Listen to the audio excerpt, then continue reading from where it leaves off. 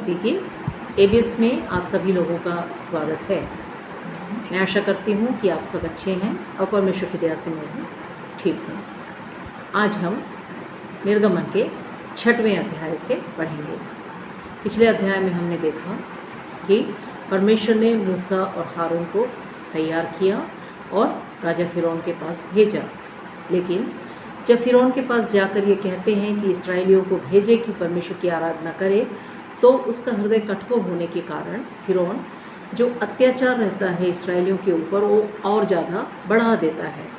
तो वो लोग जब मूसा से दुहाई देते हैं तो मूसा परमेश्वर के पास आकर दुहाई देता है कि ये तूने क्या किया, तूने तो उन्हें छुड़ाने के लिए मुझे वहाँ भेजा, अब उनके ऊपर तो अत्याचार बढ़ गया है। आइए आगे पढ़ते हैं। पहला वचन निर्गमन 6:1। तब यहोवा ने मूसा से कहा, अब तू देखेगा कि मैं फिरौन से क्या करूँगा, जिससे वह उनको बरबस निकालेगा।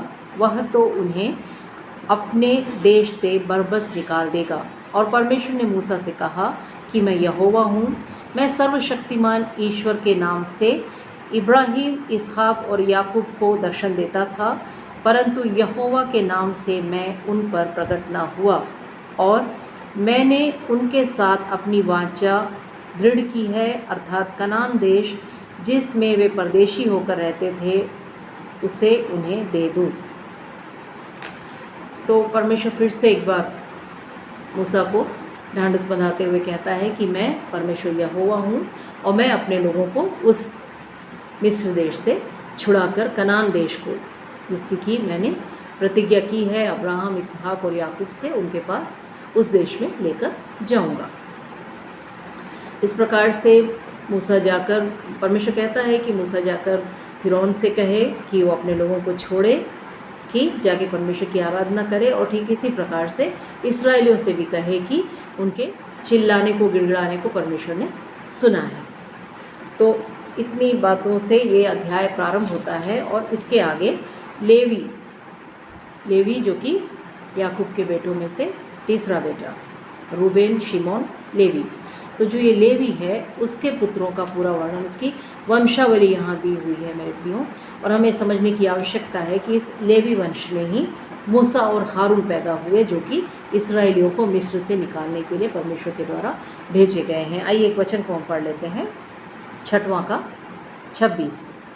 हारून और मूसा वे ही हैं जिनको यहोवा ने यह आज्ञा दी कि इसराइलियों को दल दल करके उनके जत्थों के अनुसार मिस्र देश से निकाल ले आओ। ये वही मूसा और हारून हैं जिन्होंने मिस्र के राजा फिरौन से कहा कि हम इसराइलियों को मिस्र से निकाल ले जाएंगे। तो उसी लेवी वंश में पैदा हुए दो व्यक्ति हैं, मूसा और हारून, जो कि इसराइलियों को मिस्र से बाहर निकालते हैं। आइए अब हम 7वें अध्याय की ओर चलते हैं। 7वें अध्याय का पहला वचन ये कहता है, तब यहोवा ने मूसा से कहा, सुन, मैं तुझे फिरौन के लिए परमेश्वर सा ठहराता हूँ और तेरा भाई हारून तेरा नबी ठहरेगा। जो जो आज्ञा मैं तुझे देता हूँ वही तू कहना, और हारून उसे फिरौन से कहेगा, जिससे वह इसराइलियों को अपने देश से निकाल जाने दे। और मैं फिरौन के मन को कठोर कर दूंगा और अपने चिन्ह और चमत्कार मिस्र देश में बहुत से दिखलाऊंगा। मिस्र देश में भेजने के पहले ही परमेश्वर मूसा को ये बात अच्छे से बता देता है कि मैं फिरौन के दिल को या मन को कठोर करूंगा और वो तुम्हें जाने ना देगा, और मैं अपने चिन्हों को दिखाने के कारण और कई विपत्तियों को उनके ऊपर डालने के बाद आखिर में वो तुम लोगों को बरबस ही निकाल देगा। अर्थात वो इतना ज़्यादा परेशान हो जाएगा कि तुम लोगों को निकाल देगा, एक्चुअली भगा देगा मिस्र से। इस प्रकार की बातों को परमेश्वर पहले से ही मूसा को बता दिया रहता है। उसके बाद फिर से मूसा और हारून परमेश्वर से ये बातों को सुनने के बाद जाते हैं और फिरौन से कहते हैं कि अब्राहम, इसहाक और याकूब का परमेश्वर ऐसा कहता है कि मेरी जनता या मेरी प्रजा जो कि इसराइल है, उन्हें जाने दे कि वो जाकर मेरी आराधना करें। लेकिन फिरौन का दिल इतना कठिन हो जाता है कि वो बिल्कुल उन्हें छोड़ने का दिल ही नहीं रखता। वो बोलता है, क्या प्रमाण है कि परमेश्वर ने तुम्हें भेजा है, क्या चमत्कार है ऐसा कि मैं तुम्हें भेजूं। तब परमेश्वर कहता है मूसा से कि तू उस लाठी को नीचे डाल। और जब मूसा उस लाठी को नीचे डालता है या हारून उस लाठी को नीचे डालता है तो उस समय वो लाठी एक बहुत बड़ा अजगर बन जाता है। तो तुरंत ही फिरौन अपने पंडितों को या जादू टोना करने वाले लोगों को लाता है और वो लोग भी अपनी शक्ति के अनुसार अपनी लाठियों को नीचे डालते हैं और वो भी अजगर बन जाते हैं। लेकिन जो ख़ास बात वहाँ पे होती है वो ये रहती है कि जो मूसा के द्वारा या हारून के लाठी के द्वारा बना हुआ अजगर रहता है वो बाकी तमाम छोटे अजगरों को, जो कि जादू टोने से फिरौन के लोगों ने बनाया था, उसे खा जाता है। लेकिन फिर भी फिरौन का दिल नहीं बदलता है, वो फिर से अपने दिल को कठोर करके रखता है। तब परमेश्वर कहता है कि अब मैं विपत्तियों को डालूंगा और इन विपत्तियों के कारण फिरौन तुम्हें बरबस निकाल देगा। तो यहाँ पे हम देख सकते हैं 7वें के 14वें वचन से लेकर 12 अध्याय के आखिरी वचन तक ये जो पीरियड है, ये जो 7 का 14 से लेकर 12 का आखिरी तक, ये जो है वो है वास्तव में निर्गमन, या जिसका अर्थ है निकल जाना। यहाँ पे जो मिस्र देश है वो पाप को दिखाता है और जो कनान देश है वो परमेश्वर के प्रतिज्ञा के देश को दिखाता है, जो कि आत्मिक रीति में स्वर्ग है। तो उस निर्गमन का जो पहला स्टेप है वो यहाँ पे है, जबकि इस्राएली लोग मिस्र को छोड़कर निकल जाते हैं। कनान में पहुँचते नहीं हैं लेकिन मिस्र को छोड़ के निकल जाते हैं। तो 12 के आखिरी तक जब हम पढ़ते हैं तो हम समझ सकते हैं कि ये लोग मिस्र छोड़ के निकल जाते हैं। लेकिन उसके पहले ये 7 के 14 वचन से लेके हम 10 विपत्तियों के बारे में पढ़ते हैं। इन विपत्तियों के बाद ही फिरौन का दिल पसीजता है और वो इस मिस्र से इस्राएलियों को जाने देता है। तो हम आज एक एक विपत्तियों के बारे में देखेंगे। जो पहली विपत्ति वहाँ पे आती है वो है नील नदी के पानी का लहू बन जाना। परमेश्वर कहता है मूसा से कि हारून से कह अपनी लाठी को लेकर नील नदी और वहाँ जितने भी पानी के सोते हैं सबके ऊपर जाके अपनी छड़ी अपनी लाठी को रखना, ताकि वो पानी पूरा लहू बन जाए। और जब पानी पूरा लहू बन गया, उसके अंदर की सारी मछलियाँ मर गई और पूरी बदबू आने लगी उससे, मिस्री लोग नहीं पी पाए उस पानी को, तो सब लोग हाहाकार मचाने लगे। लेकिन फिर भी फिरौन का दिल कठोर बन गया और उसने कहा कि मैं अपने लोगों को नहीं छोड़ूंगा। फिर से जाता है मूसा और उसके पास कहता है कि मेरे लोगों को जाने दे। परमेश्वर ऐसा कहता है कि वो उसकी आराधना वो करे। फिरौन फिर से कहता है नहीं, मैं नहीं जाने दूंगा, अपने दिल को कठोर करता है। तो मूसा कहता है कि अब पूरे जगह में मेंढक भर जाएंगे, यहाँ तक कि क्या कुर्सी, क्या टेबल, क्या बिस्तर, क्या प्लेट, क्या ग्लास जो पानी पीने का है, सब चीज़ में मेंढक। और इस प्रकार से होता है कि मिस्र के हर एक जगह में मेंढक ही मेंढक नज़र आते हैं। बहुत ज़्यादा परेशान हो जाते हैं। तो फिरौन कहता है ठीक है, तुम परमेश्वर से मेरे लिए विनती करो और इस मेंढक को हटाओ, मैं तुम्हें भेजूँगा। और मूसा जाता है, परमेश्वर से प्रार्थना करता है और मेंढक सब मर जाते हैं, उनकी दुर्गंध सब जगह फैल जाती है। लेकिन जैसे ही मेंढक मर जाते हैं फिर से फिरौन अपने दिल को कठोर कर लेता है। इस प्रकार से दूसरी विपत्ति के होने के बाद भी मूसा अपने लोगों को लेकर निकलने में असमर्थ हो जाता है, क्योंकि फिरौन उन्हें नहीं भेजता। उसी प्रकार से तीसरी विपत्ति कुटकियों की होती है, चौथी विपत्ति होती है डांसों की, और जो 5वीं विपत्ति होती है वो है पशुओं में मरी की। पशुओं में मरी अर्थात जितने भी पशु पाए जाते हैं मिस्र में, क्या भेड़, क्या बकरी, क्या ऊँट, क्या घोड़े, क्या गधे, इन तमाम लोगों में मरी फैल जाती है, मर जाते हैं वो लोग। लेकिन जो गोशेन जगह है, जहाँ पर कि यूसुफ ने इस्राएलियों को रहने के लिए अलग किया हुआ जगह है गोशेन, वहाँ के जो पशु रहते हैं उनको कोई भी नुकसान नहीं होता है, अर्थात इस्राएलियों को कोई भी नुकसान नहीं होता है, उनके पशुओं की कोई हानि नहीं होती है। लेकिन जितने दूसरे पशु रहते हैं मिस्र में वो सब मर जाते हैं।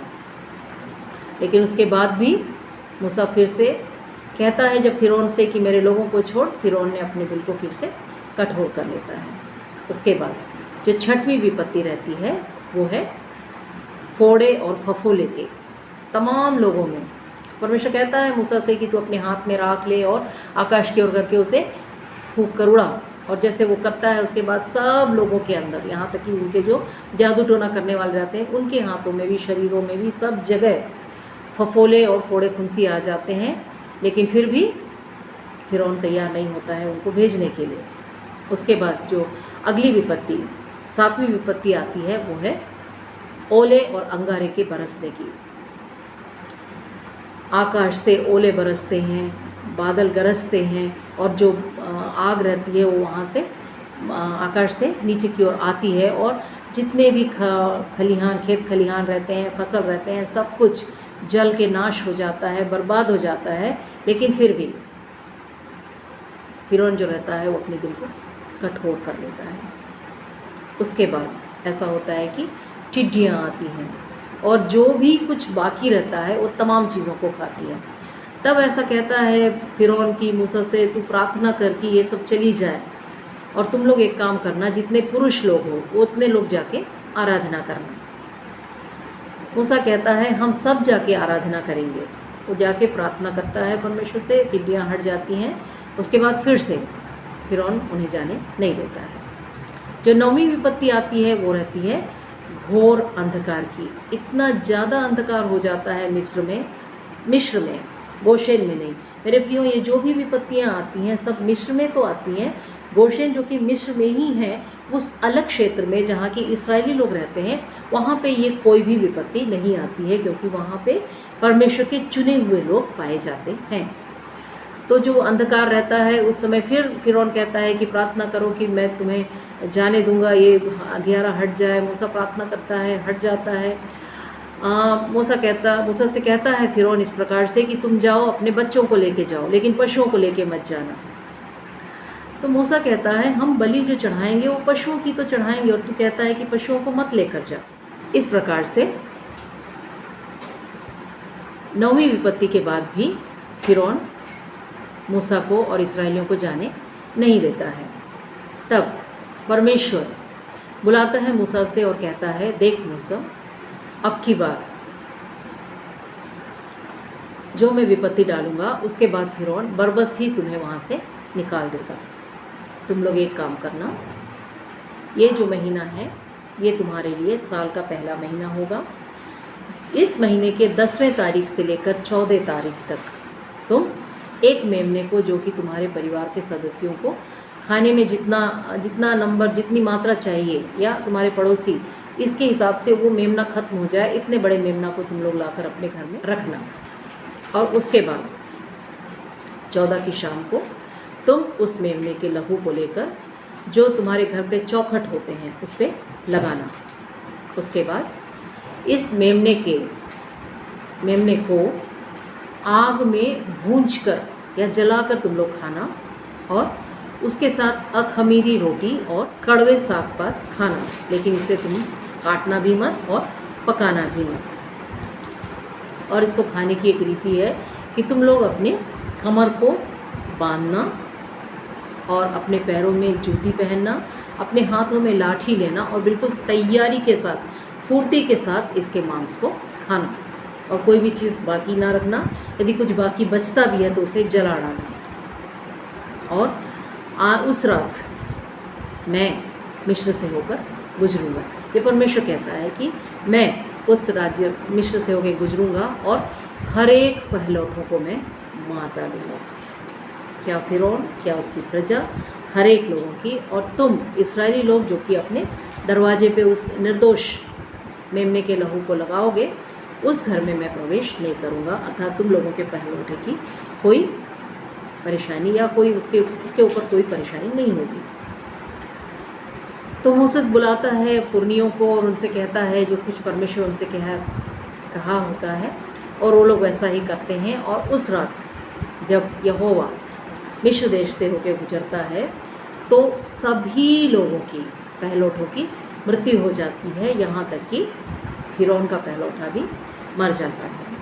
पूरे मिस्र में हाहाकार मच जाता है, लोग चिल्लाने लगते हैं, रोने लगते हैं, क्योंकि एक भी घर नहीं बचता है, इस्राएलियों के घरों को छोड़ के एक भी घर नहीं बचता है जहाँ की कोई पहलौठा ना मरा हो।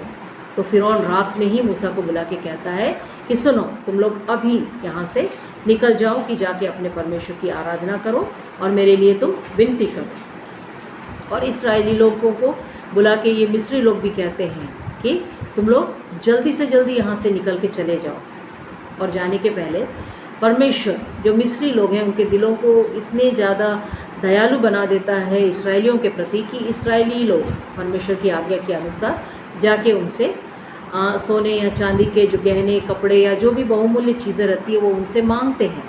और जो जो जो कुछ इसराइली लोग मिस्रियों से मांगते हैं वो सब कुछ ये लोग इन्हें दे देते हैं। और इन तमाम चीज़ों को लेकर और जो आटा वो लोग गूँथे रहते हैं रोटी बनाने के लिए, उसमें खमीर मिलाने के पहले ही बरबस ही उनको निकाल के भेज दिया जाता है। अर्थात फिरौन कहता है कि तुम तुरंत ही यहाँ से चले जाओ। तो उस आटे में खमीर तक ना डालने की अवस्था में वो लोग वैसे आटे को ही लेते हुए उस जगह से रामसेस से वो लोग कूच करके सुक्कोत नामक जगह में पहुँच जाते हैं। तो उसी रात में वो लोग वहाँ से निकल जाते हैं। तो इतनी बातों को हम 7 से लेकर 12 तक में पढ़ते हैं इन 10 विपत्तियों के बारे में। पहली विपत्ति पानी का लहू बन जाना। दूसरी विपत्ति मेंढकों का आक्रमण, सब तरफ मेंढक, कुटकियों का आक्रमण, डांस का आक्रमण। उसके बाद पशुओं में मरी का पाया जाना, हर एक पशु मर जाते हैं मिस्री में। उसके बाद फोड़े और फफोले का होना, हर एक लोगों के शरीर में फोड़े और फफोले हो जाते हैं। और उसके बाद बारिश, आकाश से ओले और आग बरसते हैं। और उसके बाद टिड्डियों का आक्रमण और उसके पश्चात घोर अंधकार का होना। और उसके बाद आखिरी जो है वो है पहलौठे का मरना। तो ये जो 10वीं विपत्ति आती है उसके बाद इसराइली वहाँ से निकल जाते हैं। और ये जो निकलने का दिन रहता है वो ठीक 430 साल के पूरे होने का रहता है, क्योंकि पिछले 430 सालों से ये इसराइली मिस्र देश में रहते हैं।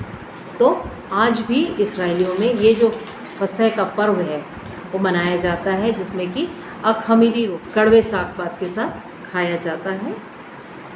और परमेश्वर ने एक बात और उस समय आज्ञा दी थी कि इस पर्व में जो शामिल होना चाहे वो खतना रहित ना हो। जो कोई खतना ले चुका है वो ही घर के अंदर में इस पर्व में या इस भोजन में शामिल हो। और यदि कोई है जिसका खतना नहीं हुआ है तो वो नाश कर दिया जाए।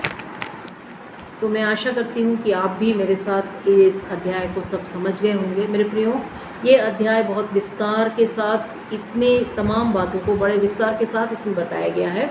मैंने उसे एक कैप्सूल रूप में आपको दिया है। आप इस अध्यायों को बड़े ध्यान से पढ़िएगा। इन तमाम विपत्तियों को जब आप पढ़ेंगे तो आप समझ सकते हैं कि किस प्रकार से विपत्तियाँ आई और किस प्रकार से परमेश्वर ने फिरौन के मन को कठोर कर दिया और आखिर में किस प्रकार से फिरौन तैयार हो गया इसराइलियों को छोड़ने के लिए। तो आज के लिए इतना ही। परमेश्वर आप सबों को आशीष दे। जय मसीह।